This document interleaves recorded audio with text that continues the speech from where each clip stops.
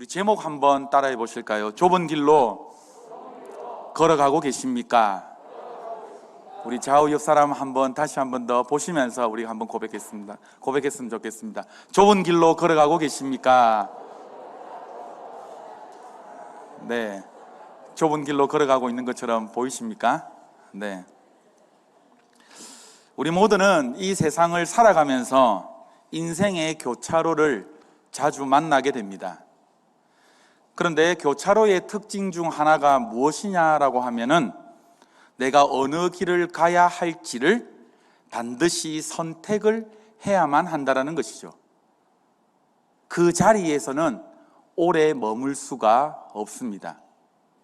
반드시 한 길을 선택을 해야만 하고 그 길로 발을 들여놓아야만 합니다. 우리가 세상을 살아가면서 인생의 교차로를 만날 때마다 거기에 따른 중요한 결단들을 내리게 됩니다.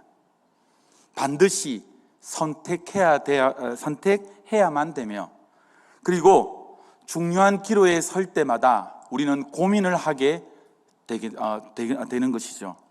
여러분들 30대 이상이면 아마 기억이 나실 것입니다. 유희재가 주인공으로 나오는 MBC TV 인생극장, 혹시 잘 모르시겠습니까? 그래 결심했어. 예, 잘 아시겠죠? 주인공이 인생의 두 갈림길에 섰을 때에 A의 길과 B의 길을 갈등하고 있을 때에 둘 다 경험을 해서 시청자들에게 간접적으로 보여주는 아주 재미나는 프로그램이었습니다. 지금의 이휘재를 만든 프로그램이라고 해도 과언이 아니죠. 우리의 인생은 늘 이렇게 선택을 하면서 살아가는 것 같습니다. 그 중에서도 영원히 풀리지 않는 숙제는 무엇이냐? 짜장면이냐? 짬뽕이냐? 저도 아직까지 해결을 잘 못합니다. 이런 의미에서 인생은 선택의 연속이라고 할 수가 있습니다. 그리고 그 자신의 선택에 따라서 자신의 운명이 좌우되는 것을 볼 수가 있는 것이죠.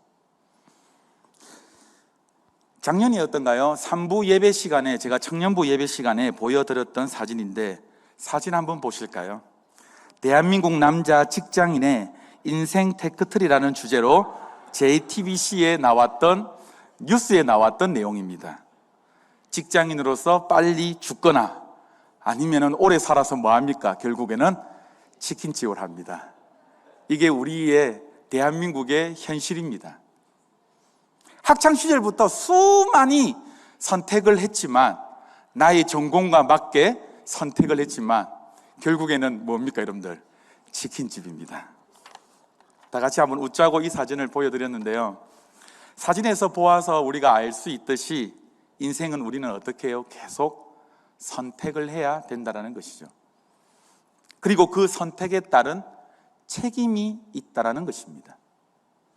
오늘 말씀을 보니까는요, 예수님께서 이 세상에 두 가지의 길이 있다라고 합니다. 하나는 좁은 길이요, 하나는 넓은 길입니다. 그리고 그 길을 들어가는 문이 두 개가 있는데, 좁은 길로 가는 문은 어떤 문입니까? 좁은 문이고, 그리고 넓은 길로 가는 문은요, 네, 넓은 문입니다.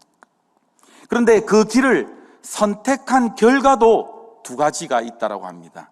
영생이 있는가 하면 또한 뭐예요? 멸망이 있다라는 거예요.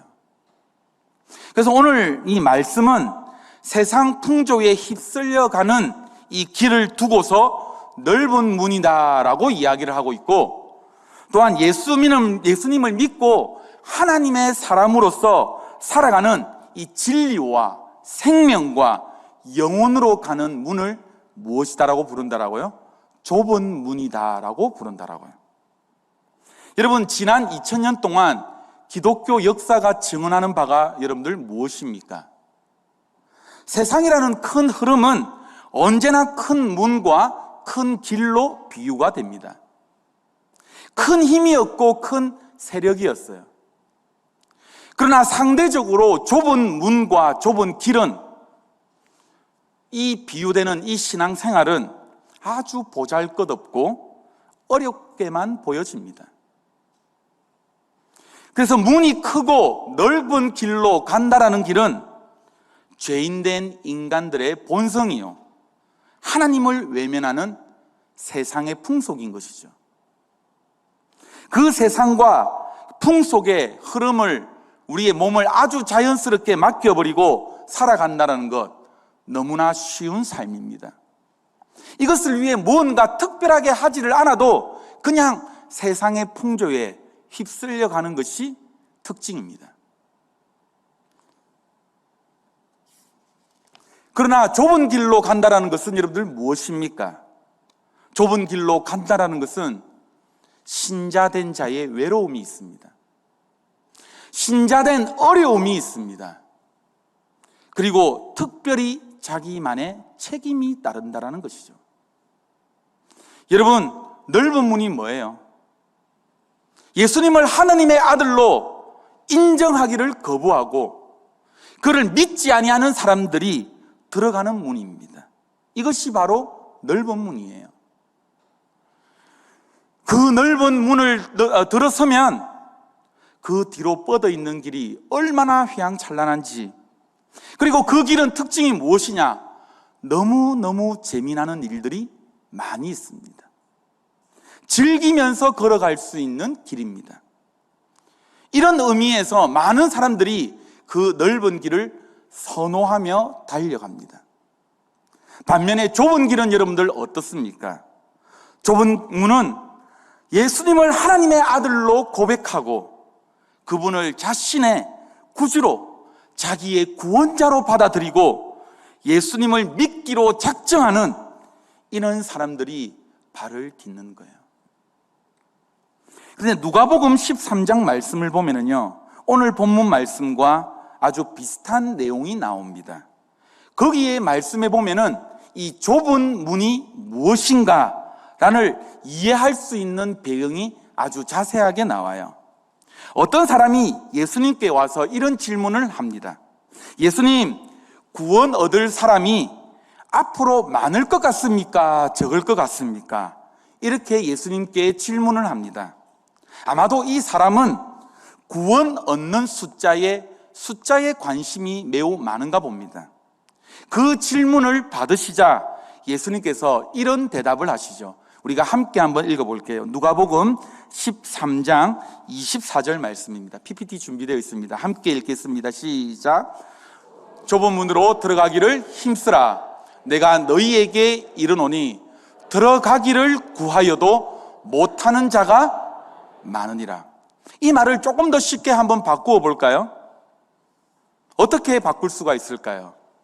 나를 믿어라. 그러나 세상에서는 나를 믿고 싶어도 믿지 못할 사람이 많을 것이다. 이 말씀을 지금 예수님께서 하시는 거예요. 쉬운 성경을 제가 보니까는 이런 표현을 하고 있습니다. 쉬운 성경 한번 볼까요? 이거는 절이 이렇게 구분이 잘 되어 있지 않아서 23절부터 25절까지 나와 있습니다. 함께 한번 읽어보시겠습니다. 시작. 어떤 구경꾼이 말했다. 주님, 구원받을 사람이 적습니까? 예수님께서 말씀하셨다. 많고 적고는 너희가 상관할 일이 아니다. 너희는 하나님과 함께하는 삶에 전념하여라. 생명, 곧 하나님께 이르는 길은 정신을 바짝 차려야만 갈 수 있는 힘든 길이다. 너희 가운데는 평생 동안 그 근처를 맴돌았다라는 이유만으로 하나님의 구원 잔치에 앉은 줄로 생각할 사람이 많이 있다. 어느 날 너희가 안에 들어가고 싶어 문을 쾅쾅 두드리겠지만 문은 잠겨 있고 주인은 이렇게 말할 것이다. 미안하지만 너희는 내 손님 명단에 없다. 여러분, 이 말씀의 비추 한번 볼까요? 좁은 문이라는 게 여러분들 과연 무엇입니까? 바로 예수님을 믿는 것을 가르쳐요. 그리고 이 말씀을 보니까 많은 사람들이 예수님을 지금 믿고 싶어 해도 어떻게 해요? 실패할 확률이 많다라는 것이죠.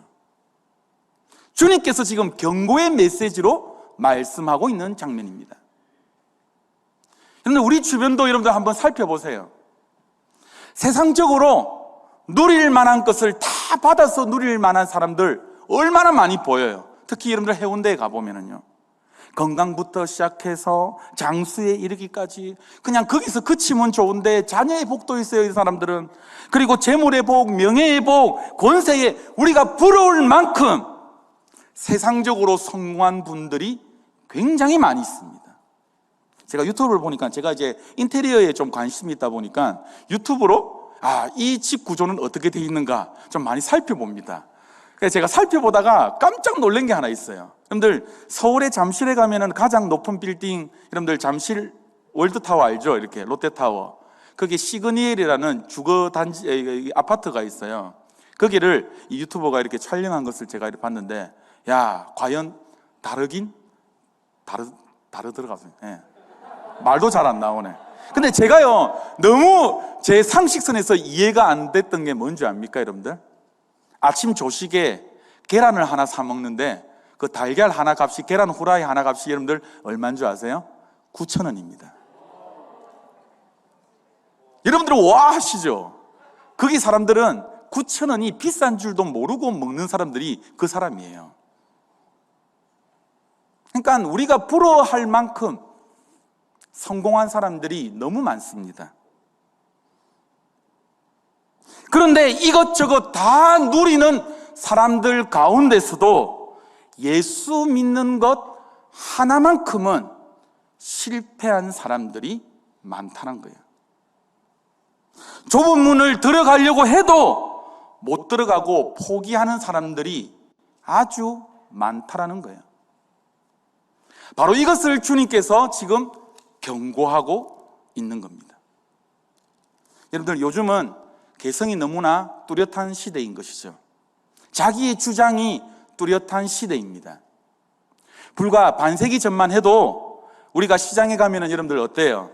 공장에서 대량 생산된 획일적이고 규격화된 상품을 우리가 많이 구입을 했습니다. 제가 초등학교, 중학교 다닌 시절만 해도 모두 다 어떤 여러분들 슬리퍼인 줄 압니까? 흰 색깔. 네. 그리고 삼선 슬리퍼. 여러분들 아마 아실 거예요. 그런데 요즘 세상이 많이 달라졌어요. 상품이 많이 다양화됐습니다. 자기의 개성에 맞게 상품을 고를 수가 있습니다. 심지어 자기의 개성에 맞게 주문 생산도 가능합니다. 제가 어린 시절만 해도 자꾸 제가 어린 시절 이런 시 하면 자꾸 나이가 먹은 것 같아 좀 그랬는데, 저는 촌에서 자라서 지상파 방송만 나왔었어요. 그런데 어느 날 바람이 좀 세게 불면은, 안테나가 돌아가면은 이 방송이 안 나오는 겁니다. 그러면 어떻게 되는지 압니까? 제가 항상 지붕 담당이었습니다. 잘 나옵니까? 조금씩 각도를 틀어가면서 이렇게 맞추는 거죠. 그런데 유선 방송이 나오고 이제 위성 TV가 개막이 되고, 지금은요 TV를 틀어보면은 수백 개가 넘는 채널이 나옵니다. 어디 뿐인가요? 넷플릭스, 왓챠, 쿠팡플레이, 티빙, 웨이브, 디즈니 플러스. 여러분들, 영상 콘텐츠가 너무나도 넘쳐납니다. 그리고 여러분들이 즐겨보시는 것, 코로나 이 시대에 여러분들이 가장 많이 보는 채널 여러분들 뭡니까? 유튜브 아닙니까, 여러분들? 맞죠? 예전에는 무언가 정보를 검색하려면은 여러분들 무엇에다가 검색을 해봤습니까? 푸른 창, 맞죠? 네이버에 했잖아요. 그런데 요즘은 무언가 검색하면은 모든 게 여러분들 무엇으로 검색합니까? 유튜브로 해요. 이와 같이 개성이 매우 다양해지고 자기가 원하는 것만 골라 잡는 이 시대, 싫은 것은 거들떠도 보지 않는 이 세대. 그런데요, 이것이 우리의 의식 세계에 엄청난 변화를 일으키고 있습니다. 그것이 무엇이냐? 조금 고직식하고, 조금 고집스럽고, 조금 획일적이고, 조금 무언가 하나를 주장하는 이런 태도를 현대인들이 아주 싫어한다라는 거예요. 그런데 중요한 것은 이러한 태도가 우리 복음에, 우리 신앙생활에 영향을 미치더라라는 것입니다. 예수님만이 길이요, 예수님만이 진리요, 예수님만이 생명이라는 이 놀라운 복음이 2000년 동안 수없이 지켜져 왔는데, 요즘 세상 사람들이 이 말씀을 들으면은 예수만이 진리다, 오직 예수다, 이 말을 들을 때에 어떤 느낌으로 찾아올까요? 너무나도 고지식하게 들려요. 너무나 독선적으로 느끼십니다. 오직 예수, 이 말 자체에 거부 반응을 일으켜버려요. 그런 획일화된 것 우리는 좋아하지 않는다. 모든 종교에 뭐 다 진리가 있지 않겠느냐. 점점 다원주의적인 생각들이 우리 속에 들어오기 시작하는 겁니다. 여기서 다원주의적 사상이라고 하니 나는 예수를 믿으니까는 제외된다, 혹시 여러분들 이렇게 생각하십니까? 아니요. 우리가 예수를 믿는다라고 이야기를 하고 있지만 내가 믿기 편한 방식으로, 모두 각자의 취향대로 혹시 여러분들 취사 선택해서 혹시나 믿고 있지는 아니합니까? 오늘 많은 사람들이 내가 신앙생활을 한다라고 하지만 선택해서 믿고 있는 경향이 많다라는 거예요. 아마 제 생각에는요, 이 넓은 문이, 넓은 문, 넓은 길이 점점 더 확장돼 가지고 10차선, 20차선이 아마 될 것 같아요.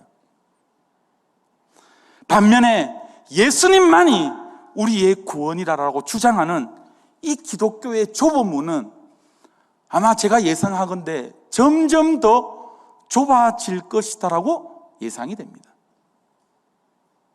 발길이 아마 뜸해질 것 같습니다. 점점 길이 더 좁아질 것 같습니다. 함께 걷기도 어려운 험한 통로가 될 것 같습니다. 제가 생각하기에 예수 믿기가 너무 어려운 시대인 것 같아요. 세상에 여러분들 둘러보십시오. 너무 즐길 거리가 너무 많이 있습니다.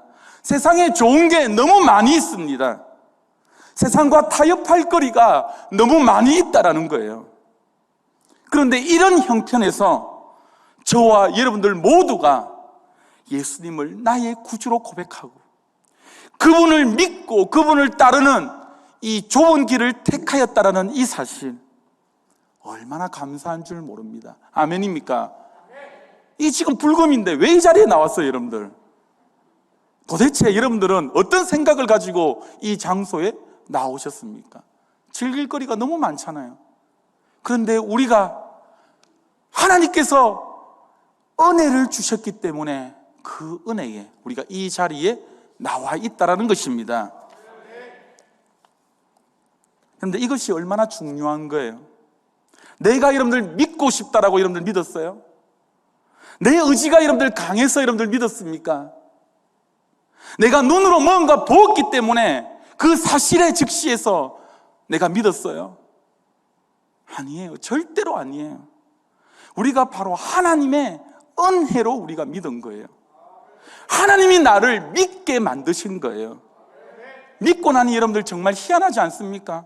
내가 어떻게 이 말도 안 되는 사실을 내가 지금 믿고 있다니. 세상 사람들이 볼 때는 저 미친 것들, 말씀으로 세상을 창조했다, 노아 방주 홍해를 물로 갈랐다, 저는 미친 집단들이라고 하지만 여러분들 우리가 믿어지는 게 은혜 아닙니까? 이게 혹시 괜히 이거 빨리 믿어가지고 이거 이 어려워 또 누가 70일 새벽기도 만들어가지고 지금 고신총회 벨라기도 하다, 혹시 이런 사람 없습니까? 여러분들 웃는 거 보니까 혹시 있는 것 같은데 지금. 예, 대단합니다. 70일 새벽기도 보시니까는 작심삼일도 아니고 꾸준하게, 오늘 조금 떨어졌더만은요, 오늘 좀 피곤하신가, 그런데도 꾸준하게 지금 하고 계신 것, 예, 너무 대단해요. 늙어서 믿을 것 이렇게 생각을 했었는데도 믿고 나서는 여러분들 어떻게 되었어요? 나도 모르게 성경책 펼쳐지고 있고, 나도 모르게 기도의 자리에 내가 나가가 있고, 나도 모르게 찬송하면 눈물이 나고 기뻐지고, 이게 다 누구의 은혜입니까, 여러분들? 하나님께서 나에게 주신 은혜 아닙니까, 여러분들? 이게 바로 무엇이냐? 에베소서 2장 8절 말씀이에요. 우리 한번 읽어볼까요? 읽어봅시다. 시작.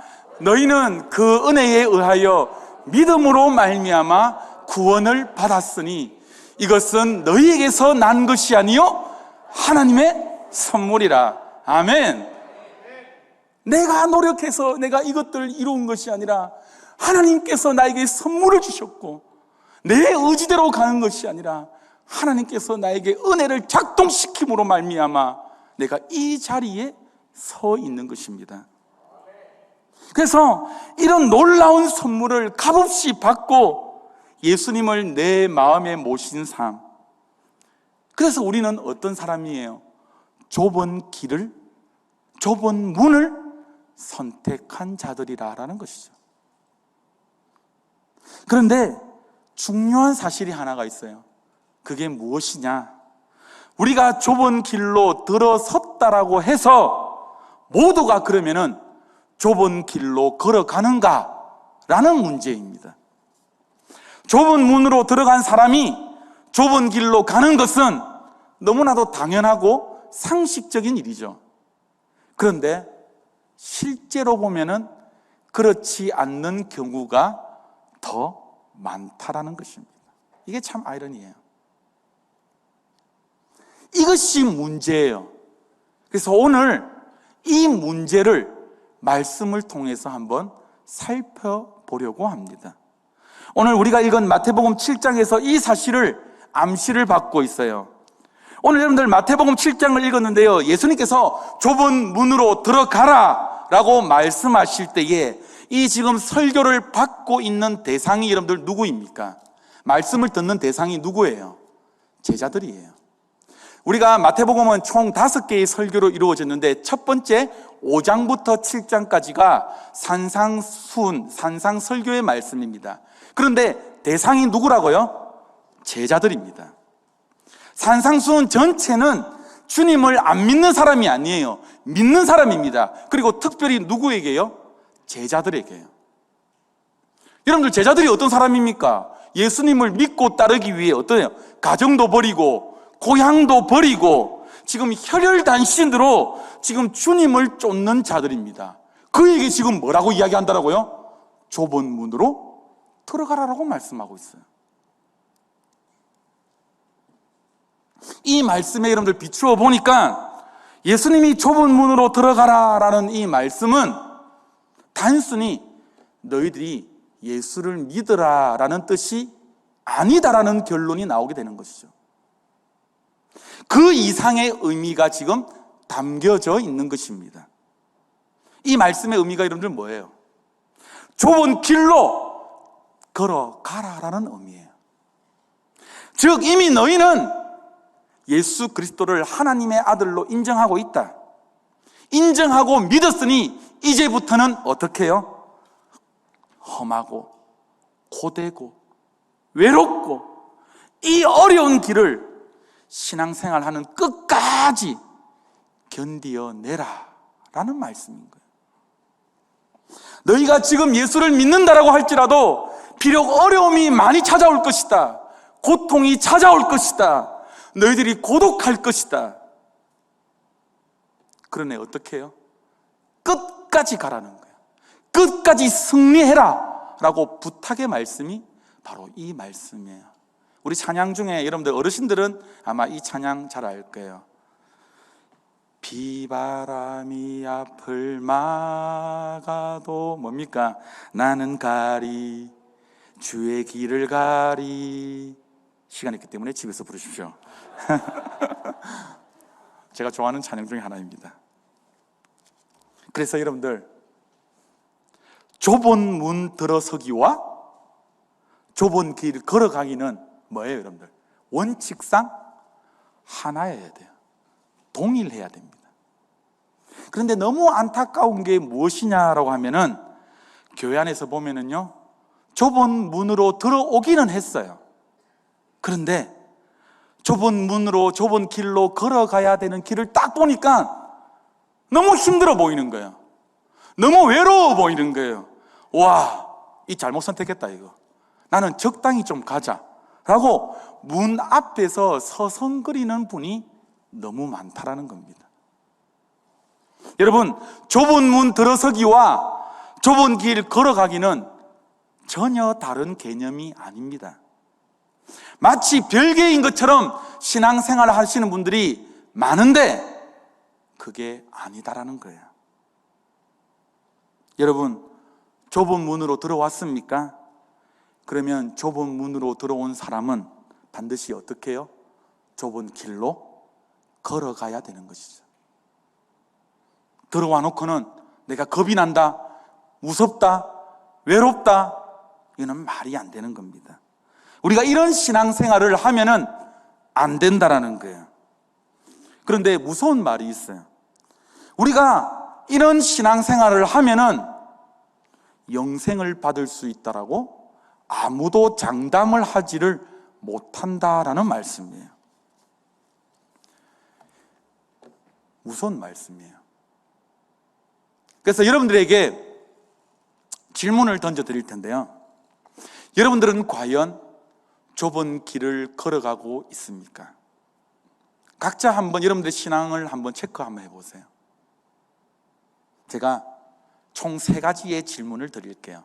이 3가지의 질문에 내가 맞다, 나는 그렇게라도 하지 라고 하는 사람은 좁은 길로 걸어가는 사람입니다. 첫 번째 질문입니다. 이 질문에 대해서 어떻게 대답하느냐에 따라서 여러분들은 좁은 길로 가고 있느냐, 아니면 발도 딛지도 않았느냐, 안 그러면은 좁은 문에 살짝 발만 지금 담그고 있느냐, 이게 아마 판가름이 나실 거예요. 첫 번째 질문. 세상에서 신앙생활 하는 것이 정말 어렵다라고 생각될 때가 있습니까? 다시 바꾸어 말해서 신앙생활이 정말 어렵구나, 처음에는 예수 믿기만 한다면 천국 가서 내가 이 믿었는데 너무 쉽다라고 생각해서 내가 덥석 믿었는데 믿고 나니까는 정말 어렵구나, 이렇게 여러분들 생각하시는 분 계세요? 만약에 계신다라고 한다면 좁은 길로 가고 계신 분입니다. 믿으면은 믿을수록 신앙생활을 바로 하는 것이 얼마나 여러분들 피나는 노력을 요구하는 것인지를 자주 느끼세요? 자주 느낀다라고 한다면 좁은 길로 걸어가고 계신 분이에요. 그런데 가끔 또 이런 말들을 하시는 분이 계세요. 목사님, 신앙생활 하니까는 너무 좋아요, 너무 기뻐요, 왜 내가 이 예수님을 빨리 믿지 못했던가요? 이러면서 애처럼 너무 좋아하시는 분이 있습니다. 여러분들, 이거는 좁은 문인가요? 그러면은 넓은 문인가요? 이것도 좁은 문이에요. 예수 믿으면 기쁘죠. 예수 믿으면 행복해요. 이 세상에서 예수 믿는 것만큼 더 큰 복과 더 큰 기쁨은 없는 겁니다. 이것은 사실입니다. 그런데 마냥 좋아하고 마냥 기뻐하는 것만이 신앙생활이라고 생각하는 사람은 아직 어떤 사람이냐? 아직 어린 신앙을 가진 사람이에요. 우리가 이 어린 아이들을 데리고 등산을 한번 가보면은 이렇게 어떤 일이 일어나냐면은 애들이 뭐 산에 간다, 안 그러면 놀러를 간다라면은 얼마나 좋아합니까? 뛰고 막 난리가 나지 않습니까?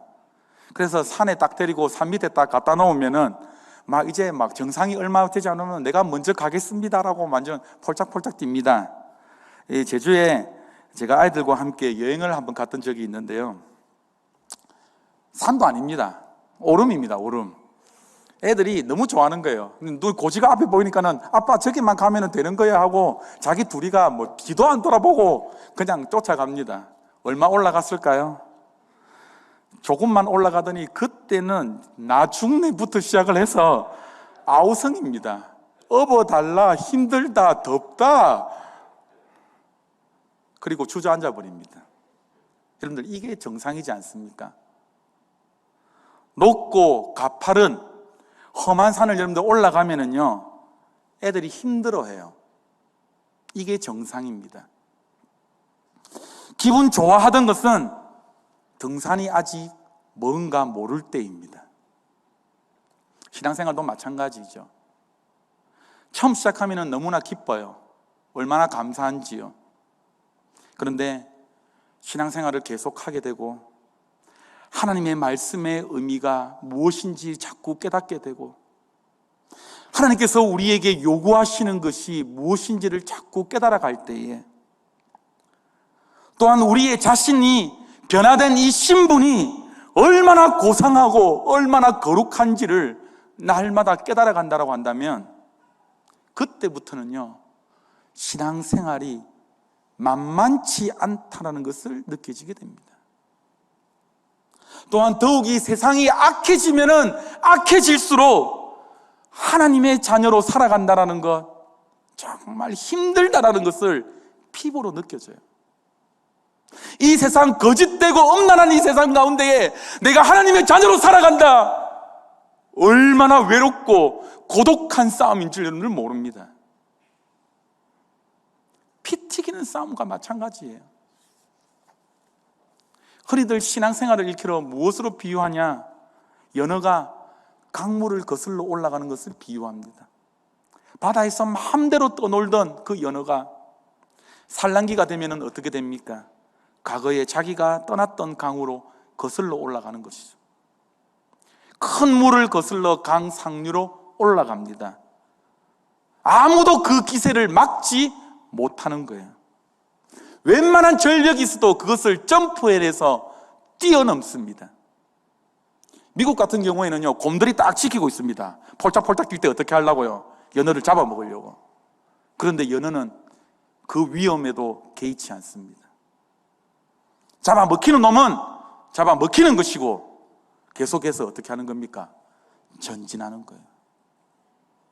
여러분들, 신앙생활은 바로 이런 거예요. 그러나 죽은 연어는 여러분들 어떻습니까? 물살에 휩쓸려 가버립니다. 떠내려 가버립니다. 신앙생활 하는 사람들 중에 나는 이래도 좋고 저래도 좋고 좋은 건 좋은 거다, 편하게 합시다. 그게 정말 신앙생활이 여러분들 좋은 걸까요? 이런 사람에게는 신앙생활이 하나도 안 어렵죠. 그냥 좋은 게 좋은 거니까요. 그러나 여러분들, 세상의 물결을 거슬러 올라가고 그 올라가기를 각오하고 그렇게 결단하면서 신앙생활하는 사람은 너무 어려워요. 너무 외롭습니다. 마태복음 16장 24절 말씀에 보면은 이 신앙생활이 좁은 길을 걸어가고 좁은 길을 오르는 것처럼 힘든 이유를 우리에게 가르쳐 줍니다. 마태복음 16장 24절 말씀을 잘 기억하십시오. 함께 읽어보시겠습니다. 시작. 이에 예수께서 제자들에게 이르시되 누구든지 나를 따라오려거든 자기를 부인하고 자기의 십자가를 지고 나를 따를 것이니라. 누구든지 나를 따라오려거든, 바로 이것이 뭡니까? 좁은 길을 걸어가는 인생이라는 거예요. 이 신앙생활을 의미한다라는 거예요. 예수님을 따라가는 삶이 바로 신앙생활이다라는 것입니다. 그렇게 하기 위해서는 어떻게 해야 된답니까? 우선적으로 해야 되는 게 무엇이더라고요? 제일 중요한 게 무엇이더라고요? 자기 부인을 해야 된다라고. 자기를 부인하지 아니하면 주님을 따를 수가 없다라고 합니다. 여러분들, 자기를 부인하는 것이 여러분들 무엇입니까?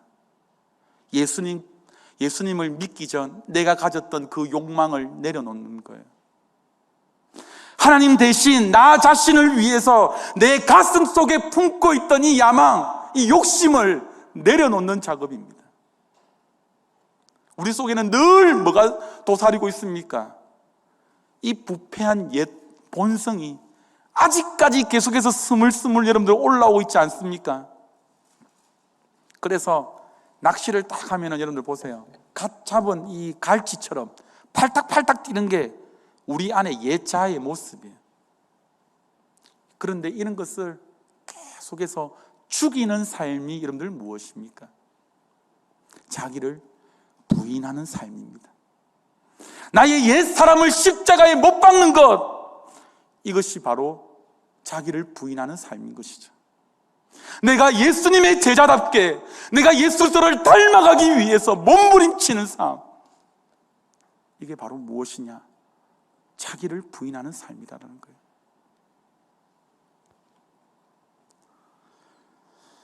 우리가 신앙생활을 하면은요, 고독한 길을 걸어야 될 일이 매우 많아요. 때로는 불이익을 감수해야 될 때가 너무 많아요.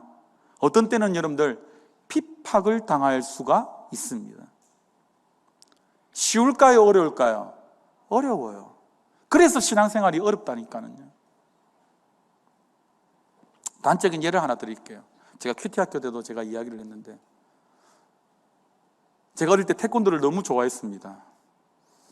태권도를 어머니에게 쫄라 자꾸 제가 옛날에 되게 별나가지고 마음을 성품을 가다듬는다고 서예학원 보내고 주산학원 보내고 미술학원 보내고 자꾸 제 학원은 전혀 맞지 않는 이거를 자꾸 보내는 거예요. 나는 태권도가 너무 하고 싶은데 태권도 학원을 갔습니다. 그런데 문제가 뭔지 압니까? 주일마다 단층 올라가는 심사를 해요. 저는 늘 태권도를 다녀도 노란띠 이상을 올라가 보지를 못합니다. 목사 아들로 태어난 게 얼마나 후회스럽던지. 내하고 같이 시작한 친구들은 검은 띠가 계속 올라가는데, 에이, 태권도는 안 되겠다. 5학년 때 테니스로 바꿔보자. 테니스부가 있어서 테니스를 열심히 쳤습니다. 또 뭡니까? 주일마다 또 대회가 나가네. 저는 연습 상대밖에 되지를 못하는 거예요. 그때마다 참 목사 아들로 태어난 게 너무 싫었어요, 진짜. 이런 주일 승수 왜 해야 되나? 그런데 지나고 보니 그때의 결단과 그때의 마음의 결심이 없었다라고 한다면 제 신앙의 기준을 바로 못 잡았을 것 같아요. 그때는 아주 고지식하게 보이고 그때는 이게 말도 안 되는 일이라고 생각했지만 지금의 제 신앙을 버텨주는 힘이라고 저는 생각됩니다. 여러분, 오늘날 우리 교회 안에 신앙생활이 이와 같이 자기 부인을 전제하고 있다는 이 사실을 모르는 사람이 너무나도 많은 것 같습니다. 아니, 이 사실을 안다라고 해도 자기 부인을 하지 않으려고 하시는 분들이 너무 눈에 보여요. 자기 부인을 하기보다는 자기 긍정하기에 바쁘고 자기를 포기하기보다는 나의 어떤 생각을 성취하는 데에 나의 신앙을 이용하려는 것이죠. 좁은 문은 들어왔을지 모르겠지만 좁은 길로 걸어가는 사람이 아니다라는 것입니다. 여러분, 기독교에 있어서 자기 부인은요, 생명과도 같습니다. 정말 중요한 사항이에요. 여러분, 신앙생활을 똑바르게 하기 위해서 얼마나 여러분들은 자기 부인을 하고 계십니까? 자기 부인을 하면서 신앙생활을 하기 때문에 주님, 나는 정말 힘듭니다. 내가 정말로 힘들어서 견딜 수가 없습니다. 내가 정말로 외롭습니다. 하나님 좀 도와주십시오. 은혜 주십시오. 내가 은혜가 없으면 내가 한순간도 살아갈 수가 없습니다. 이렇게 여러분들이 이 장소에서, 기도의 장소에서 부르짖어야 되는 거예요. 이것이 신앙생활의 정상이에요. 내가 외롭지 않다, 내가 고독하지 않다, 내가 부르짖음이 없다, 그거는 좁은 길로 가지 않는 사람들입니다. 여러분, 자기를 부인하는 삶 때문에 어려움과 고통을 느끼세요? 땀방울이 맺히십니까? 눈물이 마르지를 않습니까? 그러면 여러분들은 좁은 길로 가고 있는 사람들이에요. 또한 한 가지 더요. 내가 신앙생활하면서 나의 성질이 아직까지 좀 더럽다. 물론 좀 더러울 수 있죠. 근데 온유하지 못하다. 다시 한번 생각해 봐야 돼요. 왜요? 예수님이 온유하시니까는요. 우리가 그분을 닮아가야 되니까는요. 예수를 믿기 시작하면은, 예수님을 더욱 우리가 알아가면은 우리의 성품이 어떻게 됩니까? 자연스럽게 온유해져요. 자연스럽게 그 성품이 바뀌어집니다. 온유해집니다.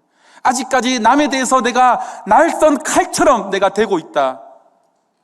다시 한번 생각해 보셔야 돼요. 내가 비판적인 입장이다. 다시 한번 생각을 해봐야 돼요. 두 번째 질문입니다. 신앙생활을 여러분들이 하고 계실 때에 무언가 여러분들이 희생하고 있습니까? 무엇을 대가를 치르는 삶이 여러분들 삶 가운데에 있으세요? 만약 여러분들이 신앙생활 하시면서 내가 무언가 대가를 치르는 삶이 있다, 그러면 좁은 길로 걸어가는 사람입니다.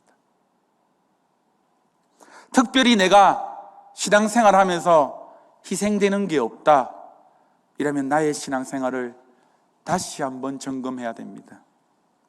마태복음 16장 24절 말씀을 다시 한번 여러분들 상기해 보십시오. 다시 한번 읽겠습니다. 시작.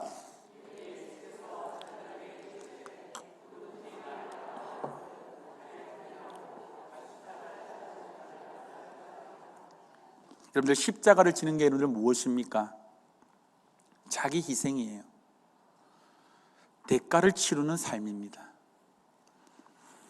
윌리엄 버클리가 지적한 것처럼 기독교에서는 항상 어떤 십자가가 존재합니다. 왜냐? 기독교는 십자가의 종교이기 때문입니다.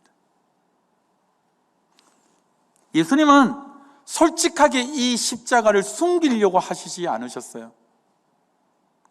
사람의 인기를 염두에 두고 그들이 좋아하는 메시지를 던지시지 아니하셨습니다. 신앙생활을 마치 비단에 싸서 좋게 아주 포장되어 보이기를 원치 아니하셨습니다. 있는 그대로 말씀하셨습니다. 마태복음 10장 34절 말씀 이하에 보면은 너무나도 끔찍한 말씀을 하십니다. 제가 읽어드릴게요. 너희 집안 식구가 너희 원수가 될 것이다. 아비나 자녀나 아내나 남편을 나보다 더 사랑하는 자는 내게 합당하지 아니하고.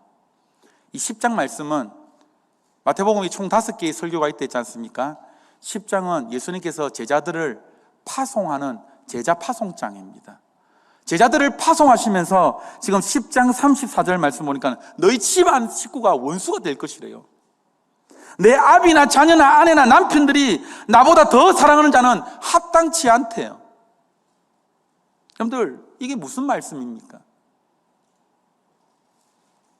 좁은 길로 어떤 때를 걸어가면은 때로는 인간의 정도 끌어야 될 때가 있다라는 것이죠. 그런 희생을 각오하지 아니하면 주님을 결코 따를 수가 없다라는 것입니다. 날마다 내 남편, 날마다 내 아내, 날마다 내 자식만 바라봐서는 안 된다라는 거예요. 하나님은 우리에게 요구합니다. 무엇을 요구합니까? 마음을 다하고 뜻을 다하고 또한 무엇을 다해서요? 목숨을 다해서. 다시 말하면 우리의 전 인격을 다해서 모든 것들을 동원해서 하나님만 사랑하라라고 말씀하십니다. 하나님을 그렇게 사랑하기로 결정된 것이 있다라고 한다면 그에 따른 희생이 있어야 된다라고 한다면 그 값을 치루어라라고 말씀합니다. 하나님을 이처럼 사랑할 때에 비로소 무엇입니까? 내 아내가 눈에 들어옵니다. 하나님을 비로소 사랑할 때에, 이처럼 목숨을 다해서 사랑할 때에 내 남편과 내 자식이 눈에 들어오기 시작하는 거예요. 여러분, 주님을 따르기 위해 그 좁은 길을 걸어가기 위해서 어떤 대가를 치르고 계십니까?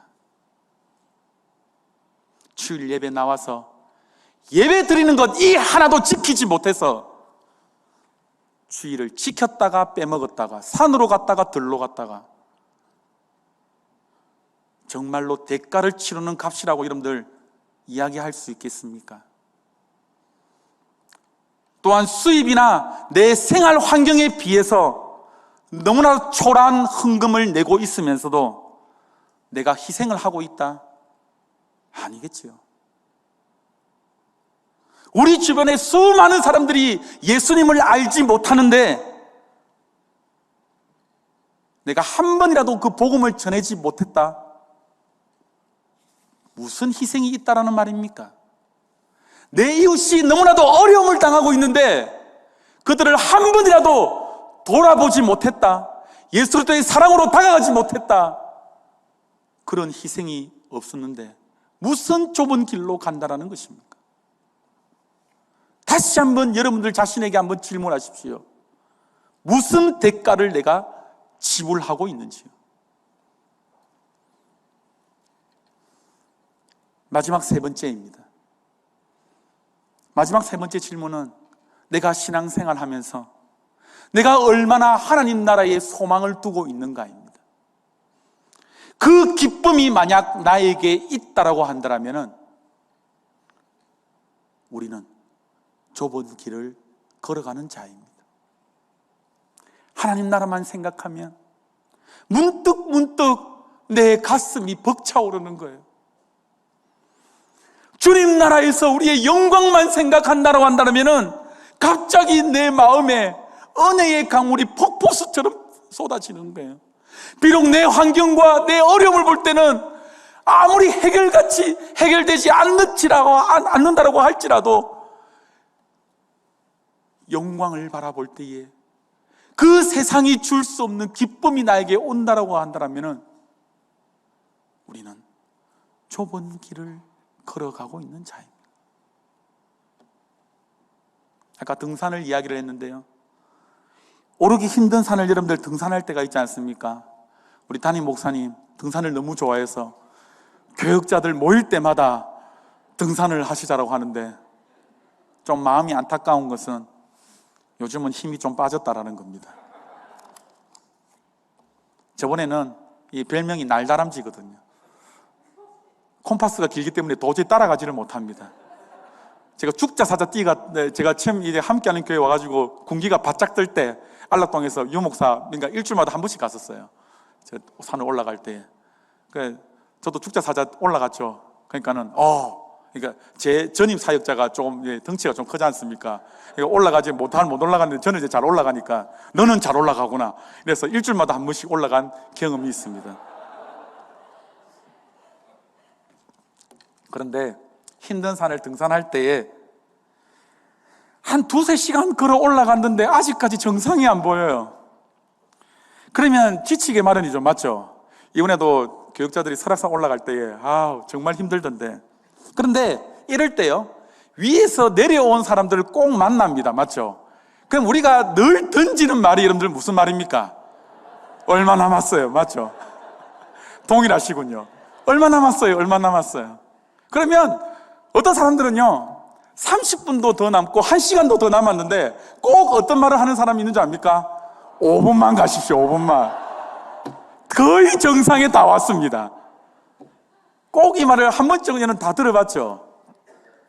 5분만 가면 돼요. 조금만 가면 됩니다. 그런데 그러면 또 어때요? 그 말이 진짜인 줄 알고 야 힘을 내라, 5분만 가면 더 된단다, 이렇게 하면서 여러분들 올라가지 않습니까? 땀 흘리고 다음에 또한 힘이 날 때까지. 높은 산을 오르는 사람에게는요 정상이 다가온다라는 그 기쁨, 그것만큼 기쁜 게 없어요. 정상에 대한 어떤 꿈을 꾸고 그것만을 생각하면서 올라가는 것이죠. 미국 캘리포니아주에 요세미티 하프돔이라는 곳이 있습니다. 그런데 이곳이 어떤 곳이냐라고 하면은 암벽 등반으로 엄청 유명한 곳이에요. 높이가 얼만큼 되느냐? 해발 2693m입니다. 무려 백두산 높이와 맞먹습니다. 이게 제가 영상을 준비를 하려다가 영상으로 준비하면은 이게 저작권에 걸려요. 유튜브는 항상. 그래서 저작권 문제로 제가 짧게 설명을 드리기 위해서 그 영상을, 사진을 이렇게 캡처했어요. 한번 보시겠습니까? 이 산입니다. 하프돔이라는 이 절벽 이 산입니다. 거의 정상에서 찍었어요. 그런데 다음 사진을 한번 보실까요? 요세미터 밸리라고 해가지고 이제 협곡이 이제 나오기 시작하는 거죠. 자, 다음 사진으로 한번 넘겨봅시다. 자, 이런 이제 바위를 이제 뭡니까? 올라가는 거예요. 다음. 근데 밑에 여러분들, 잠깐 전에 사진 한번 보세요. 저 맨 밑에 여러분들 희미하게 글씨 보입니까? 등반 몇 일차 되어 있습니까, 여러분들? 잘 보세요, 여러분들. 자, 올라갑니다. 저는 이걸 보면서 KBS에서 찍었는데, 저는 더 신기한 게 카메라맨이 나는 더 신기합니다. 저거야 뭐 이렇게 올라간다 치지만 카메라맨이야. 그때 당시 카메라가 컸을 것인데, 이 카메라를 들고 찍었다. 대단한 사람들입니다. 카메라맨은 대단한 것 같아요. 그런데 넘겨봅시다. 여러분들 보이십니까? 카메라맨이 찍은 거 저 밑에 사람들이 보여요? 저렇게 올라옵니다. 그 자일이라고 하는데요, 이거를 바위에 못을 이렇게 박으면서 이렇게 하면 올라가는 것이죠. 다음 사진으로 넘겨볼까요? 이렇게 올라가는 거예요. 다음 사진을 한번 넘겨봅시다. 등반 며칠째입니까, 여러분들? 3일째입니다. 밤이 되면은 여러분들 어떻게 할까요, 이 사람들이? 밤이 되면 그냥 대롱대롱 매달려 있을까요? 되게 궁금하죠. 밤에는 이게 사진이 안 나오던데, 낮에 이거를 밤에 자는 훈련하는 또 모습이 전에 나왔는데 제가 보여드릴게요. 이렇게 밤에 이렇게 이제 채비를 하는데요. 다음 사진으로 넘어가면은 이렇게 돼요. 자리에다가 묶어가지고 저 장치 있지 않습니까? 간이 침대처럼 바위 위에 묶어서 저기에서 천막을 두르고 밤새도록 잡니다, 여러분들. 저것을 지금 나중에 사진을 보아서 알겠지만은 4일째 절하고 있습니다, 전부 여러분들. 무려 4일 만에 저거를 올라가요. 여러분들이 보면 또 미쳤다 하겠죠, 저걸. 근데 제가 아무리 상상을 해봤어요, 여러분들. 잠이 오겠습니까, 여러분들? 그 못에 여러분들 하나 의지해서 저거를 갖다가 간이 침대를 해서 여러분들 잠이 오겠어요, 여러분들? 강심장이에요. 그런데 한번 넘겨볼까요? 저렇게 정상으로 올라갑니다. 대단한 사람들이죠. 저게 대원들 중에 여자도 있더라고요, 보니까. 여러분들 이제 다 끝났습니다. 사진은 다 끝났어요. 여러분들 4일 동안 여러분들 올라갔다라고 한번 생각을 해보세요. 그 자일에 몸을 맡기고 올라가는 거예요. 올라가다가 밤이 되면은 거기서 잡니다. 날씨가 좋으면은 그래도 괜찮아요. 그런데 비바람이 쏟아질 때, 온도가 급강하할 때에 뭐 여러 가지 여러분들 변수가 많이 있겠죠. 생명을 걸고 올라가는 거예요. 왜 목숨을 걸고 여러분들 이렇게 올라갈까요? 그 질문에 대한 답이 이렇습니다. 그 암벽 꼭대기, 아무도 서보지 아니하는 그곳에 그 올라가는 그 기분이 말로 표현을 못한다는 거예요. 이걸 보고 제가 깨달은 게 하나 있어요. 생명을 걸고 구슬땀을 흘리면서 배를 골마가면서 그 암벽을 올라가는 사람만이 그 암벽 꼭대기에서 어떻게 해요, 여러분들? 두 손을 높이 들고 천하를 바라보면서 그 황홀감, 그 기쁨, 올라간 자만이 아는 겁니다. 거기에 올라가지 못한 사람들은, 저희들은 아무도 모르죠. 신앙생활도 여러분들 마찬가지입니다. 엄청난 자기 부인을 하는 자만이, 무거운 십자가를 지고 주님이 걸어가신 그 길을 부지런히 땀을 흘리고 걸어가는 자만이 자기 앞에 천국이 있다라는 것, 그것을 생각할 때마다 어떤 감정이 드는 거예요, 여러분들? 황홀한 감정이 드는 거예요. 기쁨이 찾아오는 거예요. 그러므로 여러분들에게 다시 한번 이 질문을 드립니다. 저와 여러분들에게 이러한 기쁨이 있으십니까? 정말 본향을 사모하는 이 기쁨을 누리고 계십니다. 로마서 5장 2절 말씀에 이 말씀이 있어요. 하나님의 영광을 바라보고 우리는 즐거워하느니라. 올라가는 자, 좁은 길로 걸어가는 자는요, 그 영광을 바라볼 때마다 기뻐하며 즐거워하는 것입니다. 찬송가 492장을 보면 찰스 가브리엘이라는 한 목사님이 이 찬송을 작사 작곡을 했습니다. 흔히 이 찬송이 어떤 찬송이냐면 장례식 때 많이 부르는 찬송이에요. 찰스 가브리엘 목사님이 이 곡을 1917년도에 작사 작곡을 했는데, 이 찬송은 목사님이 뉴욕에 살 때에 아들을 전쟁터로 내보내면서 아들이 한 말에 영감을 받아서 지은 찬송입니다. 제1차 세계대전 때 아들이 그 전쟁에 출전하기 위하여서 프랑스로 떠납니다. 그런데 걱정하는 아버지를 보면서 아들이 이렇게 이야기하죠. 아버지, 제가 만약에 돌아오지 못한다라고 한다면 하늘나라 열린 문에서 우리 다시 만납시다.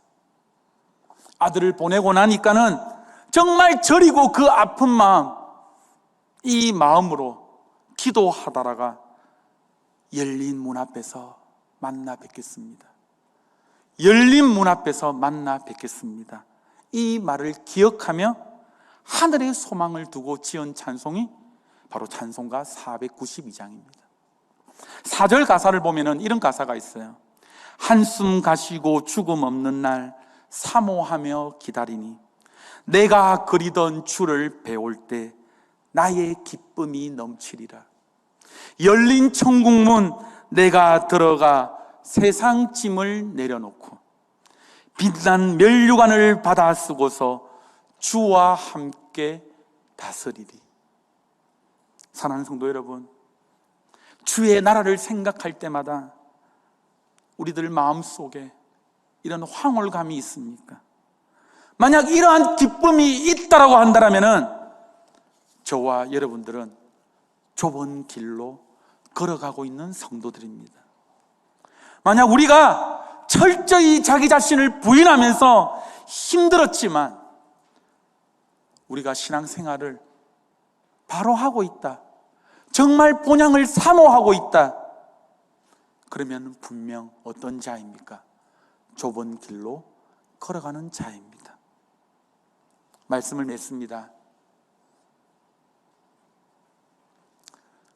신앙생활을 한다는 건 녹록지 않습니다. 힘들어요. 그러나 우리의 힘만으로 가려고 하면은 갈 수가 없습니다. 여러분들, 제가 설교에서도 이야기했지만 우리가 믿고 싶다라고 여러분들 믿었어요? 아니에요. 하나님이 먼저 우리를 찾아오셨고 우리에게 은혜 베풀어 주셨고 우리에게 믿음을 주셨습니다. 우리는 우리의 힘으로 가려는 것이 아니라 우리가 죽는다라고 소리쳐도, 힘들다고 외롭다라고 소리쳐도 주님께 매달리기만 한다면 주님께서 우리에게 선한 길로 인도하실 줄 믿습니다. 이 믿음 꼭 가지시기를 바랍니다. 더 이상 여러분들 머뭇거리지 마십시오. 더 이상 여러분들 그 교차로에서 갈등하지 마십시오. 선택을 하고 발걸음을 옮기고 그 길로 걸어가십시오. 이런 복된 은혜가 저와 여러분들 삶 가운데에 충만하시기를 축복드립니다.